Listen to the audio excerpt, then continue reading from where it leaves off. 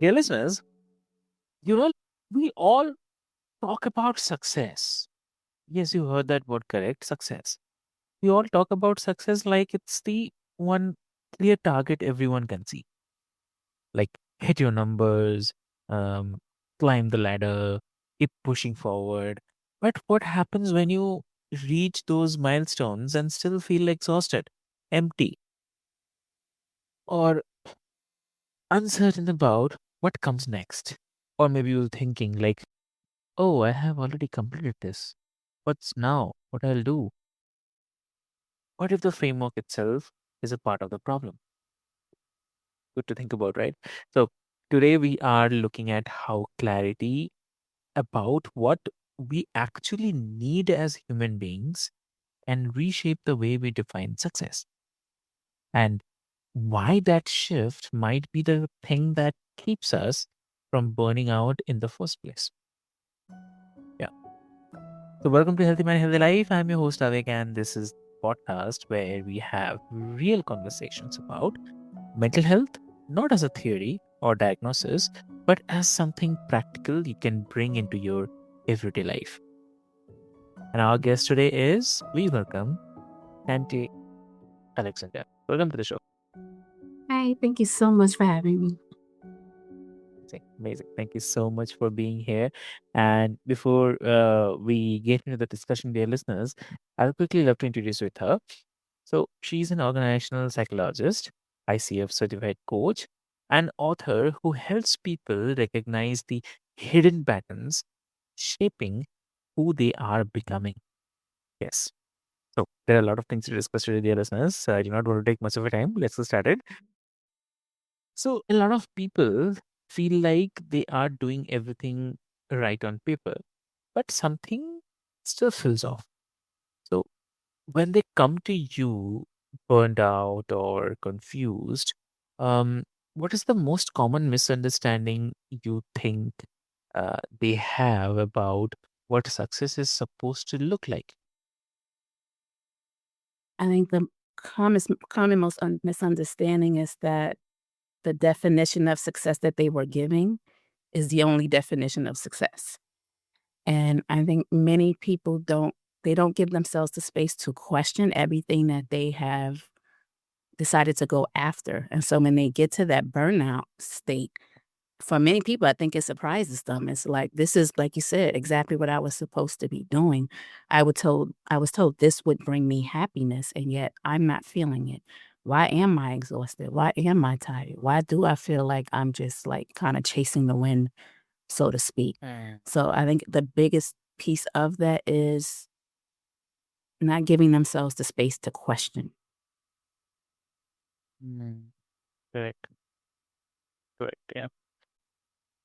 So when someone realizes their version of success is not actually theirs, so then where does that realization usually come from? Like, is it a moment or more than a kind of slow unraveling? What?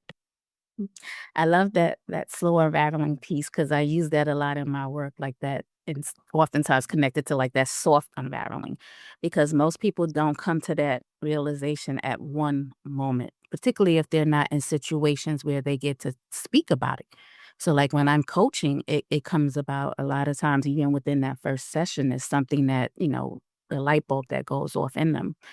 But in general, we're staying on autopilot. Like when we think about this world, when do we really take the time to stop and pause and say, how am I feeling? How am I doing? We don't often do that. It's always go after more, get more, do more. So I find that it takes an individual some time, even in my coaching, they might get that aha moment, but to dive deeper into the patterns, it takes some time. And that takes courage because you can recognize something is wrong, doesn't mean you're gonna take the time it needs to dive into what is that thing and how did you get there in the first place. So, it's really about giving yourself that space, number 1, to start to question, but 2, the grace of knowing you're not gonna get the answer overnight because you didn't get to that point overnight. But just starting it is going to be the thing that can get you to that end point of, "Okay, this is what it is. Now what do I do about it?" Mm, exactly, exactly. Obviously, it makes sense, and it is not about just the ambition or the achievement or the problem, but it's that we have been aiming at targets that someone else set up, and we didn't stop kind of long enough to ask whether those targets still mean anything to us. Mhm. So, you work with the leaders or the professionals across different industries. So, what do you think drives us to adopt these external definitions of success in the first place? Like, is it culture, comparison, or something deeper? Oh, I love that you just mentioned that point. I was actually working on that right before this conversation, and it was two of those things is exactly one of the ones that I identified as well. Many of us got our definition of success from our family, from our culture. Even thinking about how you were told what the success looked like. And when I'm coaching, I've had the privilege of being to coach people from all different walks of life. I coach so many who are like first generation, here in America, and oftentimes the pressure that they carry to achieve and to accomplish, even if it's not really something they wanted. For those who come from even marginalized groups who live here in America, can take that pressure on of walking through doors that their parents, their previous generations fought hard to open for them. So they feel that pressure to walk through them, and one of the key things I always share is just because a door has been opened for you doesn't mean that's the door you need to walk through. And so being able to give yourself that space to question that, to ask, is this really what I want? Or is this told this is what I should want? And that's a hard question to answer because there's so much pressure and obligation. And even you want to make your parents proud. You want to respect all the work that they did before you to get you to where you are. But that also doesn't mean reducing your autonomy. Like, you have that right to choose the direction that you wanna go in, and I'm constantly trying to help people to understand that. Like, you don't have to keep going in the direction you're in. You can say, "No, this doesn't work for me," but it's so hard for so many people to accept that because it's what's been put in them. And then once you get into the workplace, managers and sometimes the whole organization is focused on getting you to that next point. Keep going, keep doing. So you get the promotion today, and tomorrow they're talking about what do you need to get to the next one. You rarely even get to sit in the accomplishment that you've done before you have to start focusing on what that next step is. And I've coached so many high achieving professionals who tell me, like, they may not wanna go to that next level. They're content where they are, but their manager above them or the leaders above them are saying, "This is where you need to go next." And so that fear of saying no to that, because then they fear that they're gonna eliminate any opportunity to grow in the future. So they'll keep going that route. They'll allow people to walk them down this journey that they really don't want or aren't ready to go down for fear that they will lose the opportunity later on. So definitely culture, organizations can provide that, and even our pop culture. I mean, when you think about the music and the movies, all you hear is make money, chase the money. But no one ever tells you why you're chasing it. What do you hope is going to give you once you get that?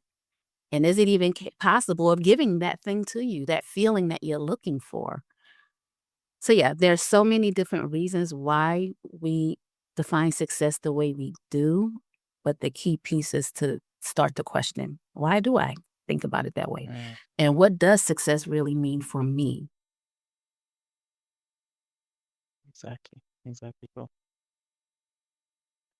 And when people start to untangle that, uh, what they, I mean, what do they usually find underneath? Like, what are the needs or the values that were there all along but got buried? The needs and the values. You just hit two, you're on a roll. You are on a roll with what I've been working on a lot lately. The needs and the values, which are two different things that should work in harmony with each other.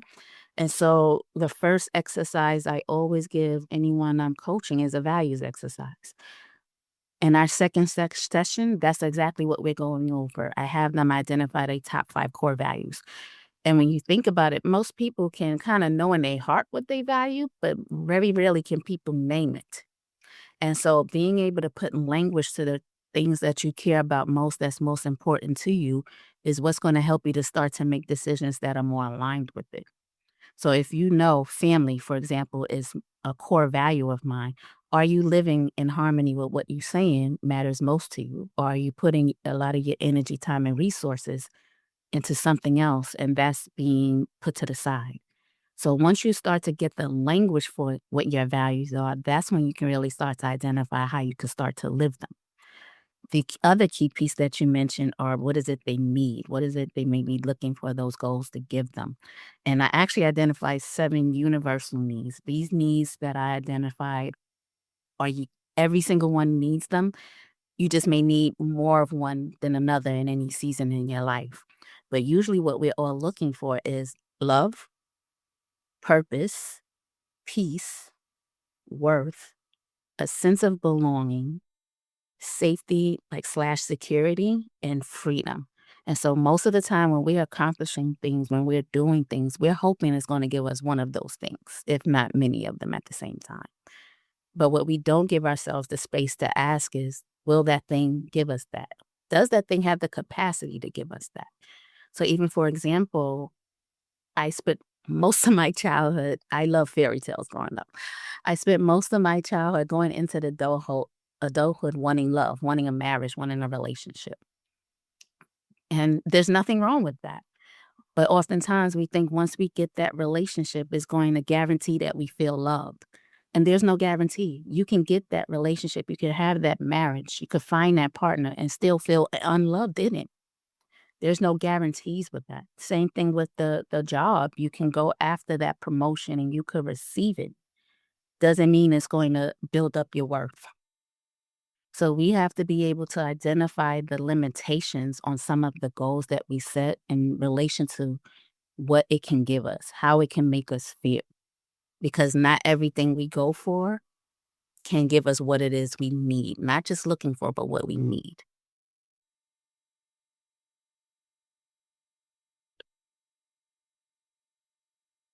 And you mentioned earlier that understanding what we need as human beings to thrive is part of this. So, if you can just share, walk us through like what that actually means. Like, what does thriving look like when we strip away all the productivity language? So thriving in my lens looks like when you strip away everything, it's Yeah. are you functioning the way you were designed to function? And so burnout, if you're reaching burnout, that means you're not functioning the way you designed because your body is already telling you you're doing too much. If you are in relationships where you are really unhappy and you're feeling like you have to shrink who you are to be in them, you're not functioning by your design because love is not going to make you erase who you are. If you're in that job role and you come home every night stressed, talking to family like this, the pressure there, I'm overwhelmed, they're not recognizing my value, my worth, then you're not living according to your design because purpose is not going to drain you. So being able to kind of make those connections of what is my body telling me I need? What is my heart telling me I need to be feeling? What is my brain telling me? What should I be thinking in these certain dynamics? And even the strength, your resources, your capacity. Am I respecting the limits of those? If you find in any way, shape, or form that one of those things are off track, then you know you're not fully functioning and thriving the way you are designed to. Got it. Yeah. And how do you help someone identify that when what those needs are for them, especially if they have spent years ignoring or overriding them? Mhm. That is where the power questions come in. I've been saying as we've been speaking, give yourself the space to ask, the permission to ask. And that's why coaching, when you have a really great coach, They should be able to ask you those questions that will help you to start to think that way. I don't have the answers for my clients, and that's not what the role is. Of course, I have a lot of thoughts and advice, but the key thing is, can I ask them the right questions that's going to get them to the answers that are true to them? Because it's nothing more powerful than a person being able to recognize something for themselves about themselves. We could tell someone something, but it usually doesn't have the same impact if they recognize it and say it themselves. And so often that is my goal. That's my hope that when I get into a space with someone, I ask the questions that will help them to get to their truth, to the reality themselves. And then I walk them through that process. Okay, now what do you do with that? Well, let's dive deeper into that.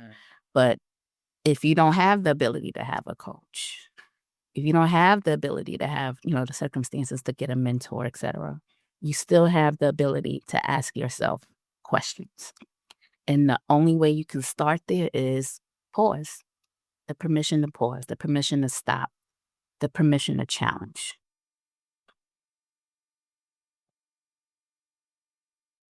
So, one more part, which is, I believe it's very important, is change. Like change like this doesn't happen overnight. So, someone redefines success, starts building a life that feels more aligned, and then life gets messy again. So, I mean, what do you think? Like, how do people sustain this shift when old habits, expectations, or external pressures creep back in? Is that, like you said, that continuing check in progress. Mhm. You have to stop. You have to do the self evaluation. What works for you in one season of your life may not work for you in the next.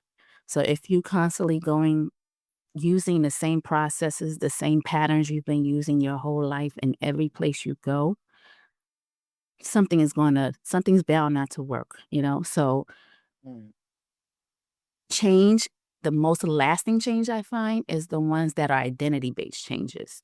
And so what I mean by that is, let's just say that you're a mom and you've showed up as a mother in different ways 18 years, and then you get to the point where your child is going off to college or they're leaving the nest. You may have spent 18 years with all of your focus and energy going into your child, into your family, and now you find yourself really only having to focus on you. How do you show up then? Do you show up with the same patterns and skills that you had to show up when you were taking care of a child? Or do you start adjusting how you show up in your life so that you can start to grow yourself as a person entering the next phase of life? And so even that means if you're in that situation, one thing might mean is that you don't have to keep your phone on nonstop, because you're waiting for the school to call if something happens. You can start to put things on not disturb. You can go to your favorite thrift shop and just enjoy it. A massage. You may not have to save that money up that you would have spent on a massage to get a school uniform. So it's just being able to sit back and say, where am I at in this season of my life? Do I still need to use the strategies and maybe even coping mechanisms I had to use when I was in previous situations or circumstances? And then you make that small one specific change. Like even talking to coaching a couple of my clients who struggle with setting healthy boundaries at work. And it's not necessarily that their managers are someone who won't support them. A lot of times they just haven't spoken up and said what they needed. And when I asked them, like, well, why? It's like, oh, I'm nervous about what they may say. And even though their reality has been that they've had positive, you know, experiences with their manager, they still kind of they usually mute themselves. And so one identity based change or challenge that I give them is go into that office and just say, hey, how you doing? Can I talk to you about A, B, C, or D? It's not this big, I'm going to walk into the office the next day and I'm this brand new person and I'm not going to take anything from anybody. It's not that huge thing. It's that one little step of doing something different than what you normally would have done. And then seeing how that feels. Because every time you make that small, one incremental change, that's giving you data. It's giving you confidence to help you to do that next thing. So I always feel start small and identity based change, and you will slowly see how it will start to shift your identity.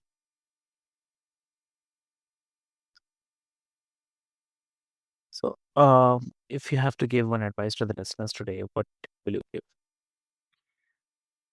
The most helpful advice I would love to give is once again, give yourself the power to question and give yourself the permission to stop. Once you do that, you can see what's needed next.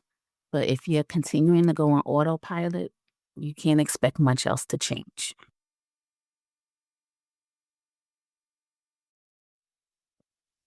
And if listeners wants to connect with you, how they can connect?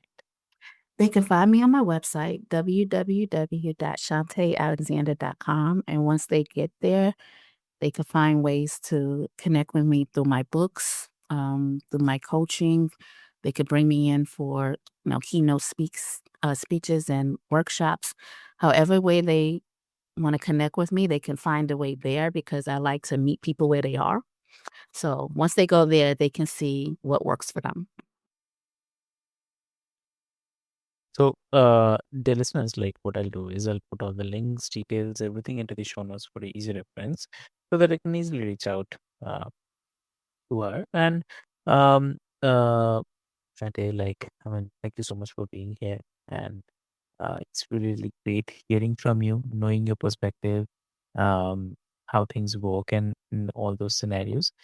And uh, dear listeners, like if you're listening right now, or maybe you'll be listening later as well, the question is whether it is asking for what you are willing to give or just what you have been conditioned to offer.